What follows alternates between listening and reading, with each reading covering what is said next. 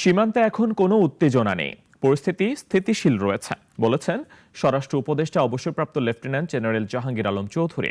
দুপুরে নগর সিটি কর্পোরেশনের শহীদ শাহাবুদ্দিন মিলনায়তনে সশস্ত্র বাহিনী, মাদকদ্রব্য নিয়ন্ত্রণ অধিদপ্তর ও কৃষি মন্ত্রণালয়ের ময়মনসিংহ অঞ্চলের কর্মকর্তাদের সাথে মতবিনিময় সভা শেষে সাংবাদিকদের এসব কথা বলেন তিনি। কাঁটাতারের বেড়া দেওয়া বন্ধ রয়েছে জানিয়ে বলেন, আগামী মাসে বিজিবি ও বিএসএফ এর মধ্যে ডিজি পর্যায়ে মিটিংয়ে বিষয়টি আলোচনা হবে।